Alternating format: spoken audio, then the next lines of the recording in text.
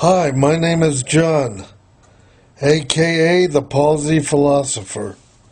First, I want to apologize if the camera moves or sometimes my picture might not be right. I'm doing the best I can to record this and read what I wrote.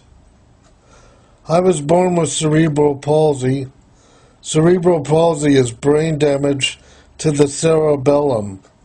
The cerebellum is located at the back of the brain and has to do with balance and equilibrium. Depending on how much brain damage is done determines the problems a person will have.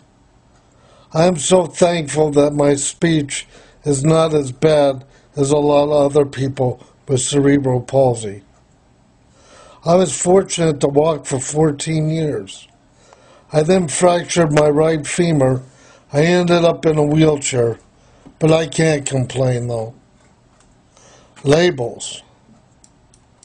Labels can be great in identifying groups of people in our society, but labels can also blind us by their very nature. My CP has always been normal for me. My palsy claws, my hands here, I had normal hands till I was 5 years old, then they started growing like that. They're unique hands, but they've been good to me, and I can do everything I need to do by myself with them. It's kind of sad and dangerous to label people in our society. Labels can cause us to feel empathy for people because we often feel that they are born differently and that they are disadvantaged in the world because of it. Nothing is further from the truth. It is by conditioning in our society that we feel this way. Sorry to say, people buy into it, and even disabled people start to believe it sometimes. Nobody chooses to be born disabled, just as nobody chooses to be born gay. I am living proof of both. Why the hell would I choose to make my life harder than it already has been by choosing to be gay? Some people enjoy pain and suffering, but I never have. I never knew I was disabled until I started going to school. I came from a large Catholic family, and they never made a big deal out of it. I went to school with other disabled kids, and it wasn't until I got older that I really realized that I was handicapped. Then when I got a little older, I went to regular school. My following podcast will be talking about different things affecting my life and other disabled people. Hopefully, I will see you on the freeway of life, keeping my eyes wide open, cruising down the road of life, always checking the rear view mirrors. We all have to remember to do that. Everybody in this life wants love, acceptance, and appreciation. If you believe in God, let Him be the judge, and let's all try to live in harmony. Let's find a good tune and sing along with the melody. There's so much anger in the world, and it's a pity that we are here for just a short time, and so many people, their anger is unbelievable. If one has the right attitude in life, life is a constant transition of growth.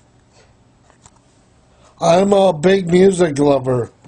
I know many disabled people that are. This is the one place we can go and dream and feel a connection with the universe. Many times in society rejects us. Most music I find is a spiritual connection and helps me connect to the world. It does not judge me, it just is. Lately I've been enjoying the old stuff. Eleanor Rigby by the Beatles, Sunset Grill by Don Henley. New stuff like by Adam Lambert is good. Bon Jovi's latest is good. Also check out Jim Foster, 39, from Nashville. Good music. One of the best movies out lately is on DVD is Avatar. One of the coolest movies I ever saw. I know if any other person in a wheelchair like me would jump at the chance to be able to lay down on a machine and be transferred into another body where you can run, climb trees, and ride big birds. The song that they should have used in that movie too should have been Broken Wing by Mr. Mister. Wouldn't it be great if there wasn't so much anger and hatred? To sign off, before I go, I'd just like to say we can't expect our governments, churches, to give us peace.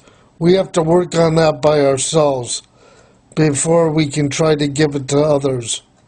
We have to find peace in our own homes first. Why do I do this? We are on this planet for 70 to 80 years if we are lucky. I knew kids who passed away at 12 years old. I am 56 years old and consider myself fortunate. We should care about our health and the health of others we love in this life. To quote one of my brothers, can't we all just learn to get along? And sometimes he also says, don't be a hater. Well, I'm signing off for now. Be good to each other and enjoy.